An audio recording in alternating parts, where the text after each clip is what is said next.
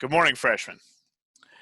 We are going to really quickly finish going over about two-thirds of the hero's journey in review, and then we'll go over the last couple steps here to get to the end. Now, remember that the hero's journey is divided into two worlds, one of them being the ordinary world, which is where our character starts, and then the extraordinary world. So for us, if you added a unicorn to the story, we're very clearly in the extraordinary world. In a Harry Potter type scenario, Harry Potter has magic, but he is still within the ordinary world for him. So the ordinary world is in context of the character um, and what that looks like book to book as Harry goes through different heroes' journeys changes. In fact, Harry Potter cycles through this journey multiple times throughout his adventures. So, but coming back to the Odyssey, the hero in his natural environment, this is Odysseus when he's leaving Troy. Um, we haven't seen any magic yet, nothing too crazy's happened. And then we have the Cicones section where Odysseus and his men ultimately screw up and are attacked. That it has to do with regular people. There's nothing special about that. I argue that Odysseus crosses the threshold at the Lotus Eaters, which is where we first experience some type of magic. Because that is where they eat this fruit, and then all of a sudden they don't want to go home, which, I mean, I've had a mango too, but they're not, I've never had a mango so good that I'm like, I just want to stay here and eat this mango all day. I don't know that the fruit was a mango. I just like mangoes. Then Odysseus has his trial and first failure, which we've talked about a lot. This is the Cyclops, my favorite story.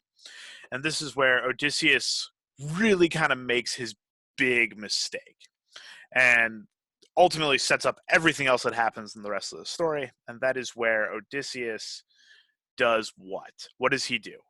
Can you remember at the very end of the story? If you said he reveals his name to the Cyclops, you are absolutely correct. He meets his allies and enemies with Circe. This is where he starts to have some growth. And then ultimately he gets to his first success where she really releases him.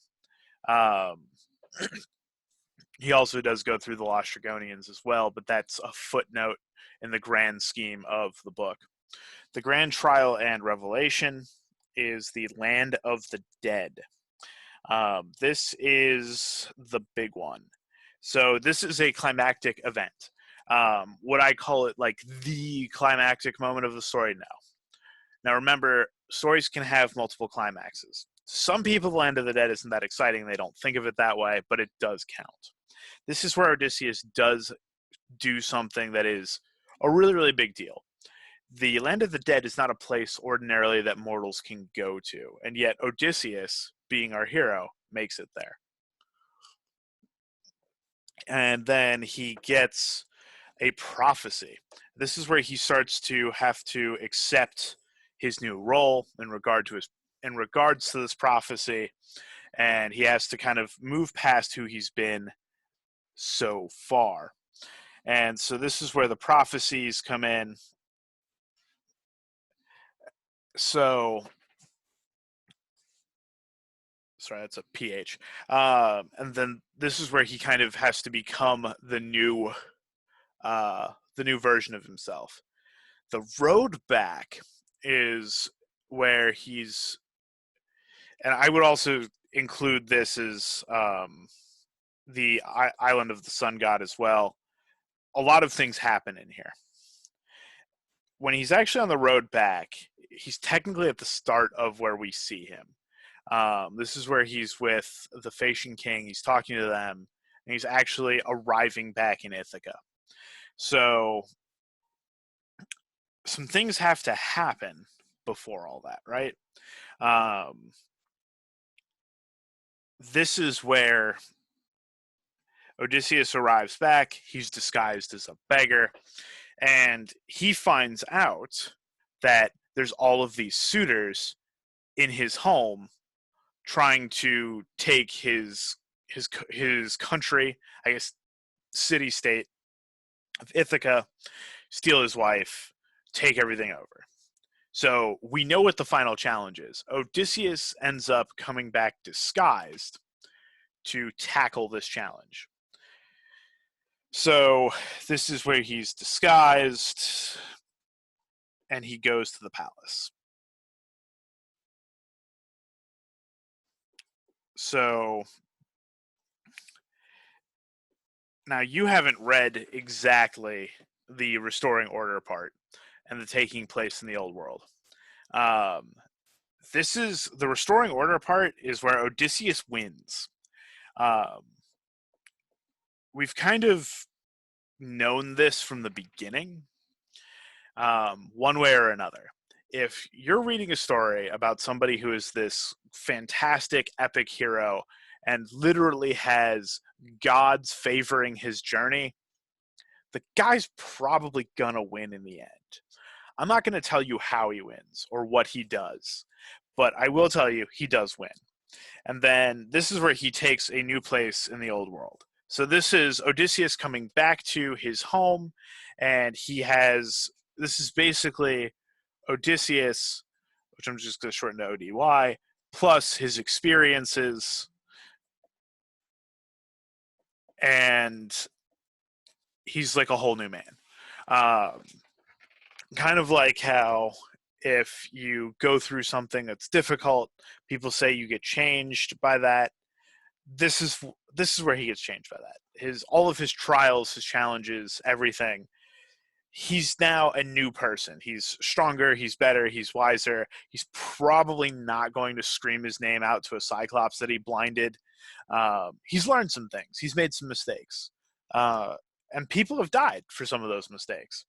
Um, but really, the only time he truly fails, in my opinion, is Cyclops.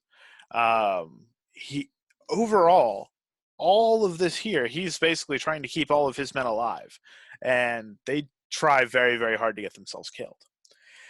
So Odysseus learns a lot. He becomes wiser as a part of this journey.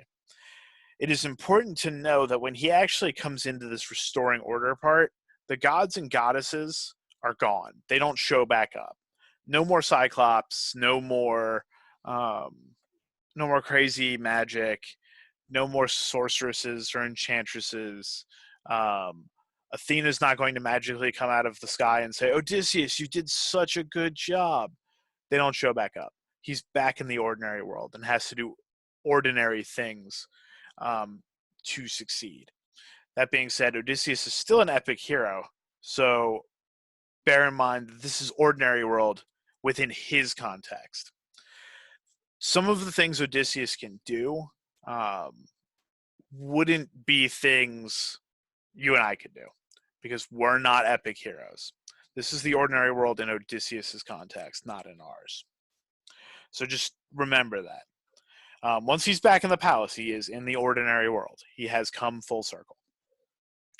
So that's pretty much the outline of the hero's journey. This is a quick review of everything, and then just touching upon kind of how the last of this works. So if you have any questions, feel free to email me, text, call, whatever it may be. Remember, my office hours are Monday through Friday from 1 to 4 p.m. You can contact me outside of those hours. Those are just the 3 hours of the day that I have set aside specifically to answer student questions. So I'm just far more available during that time. I hope you all have a wonderful day. Stay safe, stay healthy, and we'll see you next time.